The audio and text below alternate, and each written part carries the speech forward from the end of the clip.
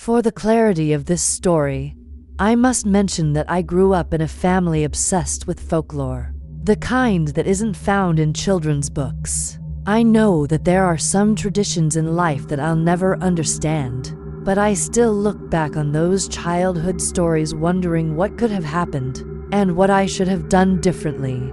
This all happened around a year ago. The holiday season was just beginning, and my small town was already covered in lights and decorations, a stark contrast to the dark tales my grandmother used to tell.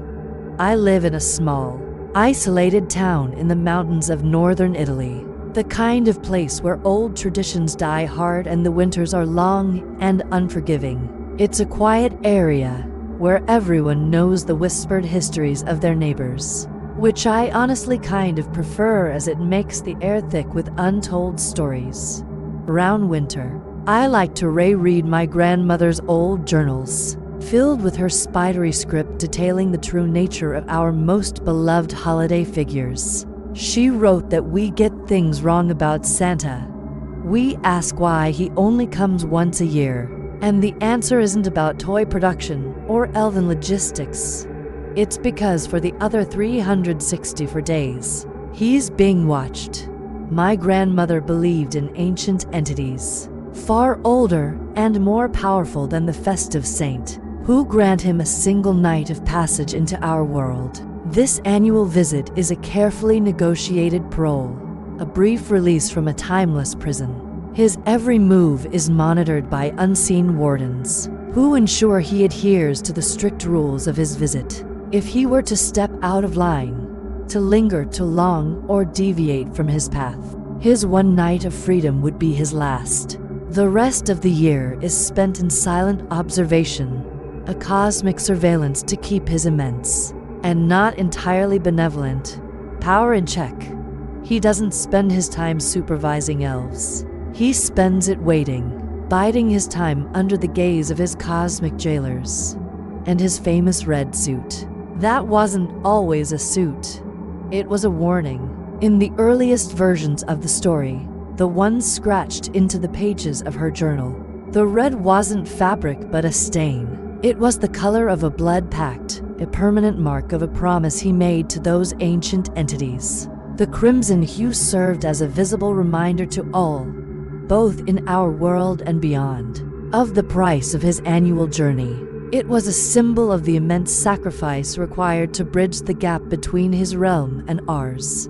Over the centuries, as the story was sanitized and softened for children's ears, the gruesome truth was hidden beneath velvet and fur. But the color remains, a silent testament to a dark bargain struck in the forgotten corners of history.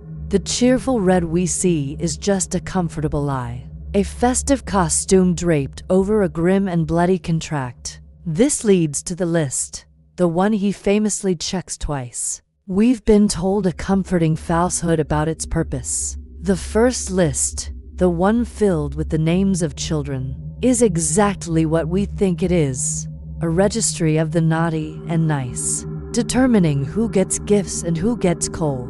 It's a simple ledger for his overt duties. But the second list is something else entirely. It's a list for replacement.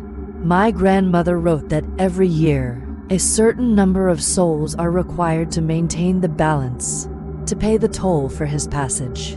This second list, checked with far more care than the first, contains the names of those who have wavered in their belief, those whose homes have grown cold and empty of festive spirit. He isn't just delivering presents. He is also a collector, ensuring the ancient pact is honored.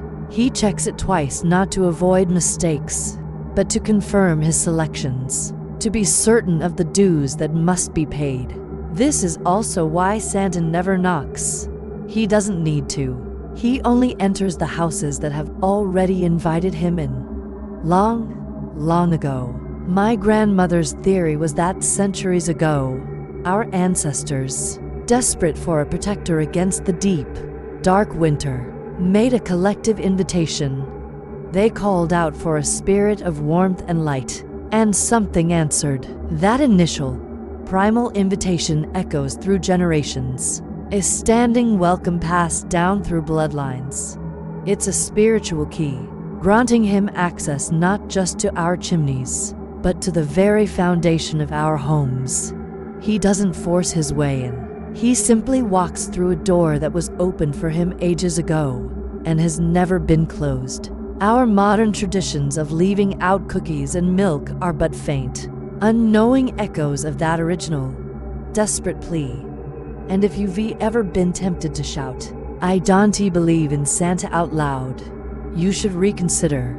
Belief is a shield. As long as the world collectively holds onto the bright, cheerful image of the jolly old elf, he is kept at a distance, bound by the very story we tell about him. Our shared faith in his goodness acts as a sort of magical containment, forcing him to play the part we've assigned. But doubt is a crack in that shield. My grandmother wrote that every time a person truly and vocally dismisses him, it weakens the narrative. It creates an opening.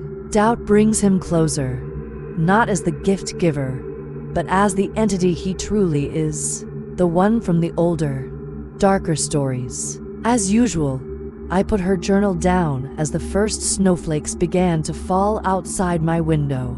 There were a few bright decorations blinking on my neighbor's porch, which signaled to me that the season of comfortable lies had officially begun.